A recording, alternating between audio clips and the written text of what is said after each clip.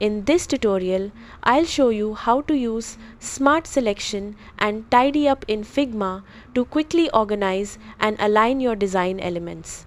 To get started, open your Figma file and select the objects you want to organize. You can drag a selection box around them or hold Shift and click each element individually. Once the objects are selected, look for the Tidy Up option that appears in the toolbar.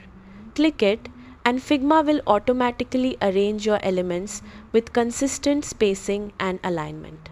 After using Tidy Up, you'll notice pink handles and spacing indicators appeared between the selected objects. These are part of Smart Selection. To reorder elements, drag one of the objects to a new position within the group. To adjust spacing, drag the pink spacing indicator between the elements. Figma will automatically update the layout while maintaining alignment. Use these controls to quickly refine your design without manually repositioning every object. And that's it. You've successfully used Smart Selection and Tidy Up in Figma.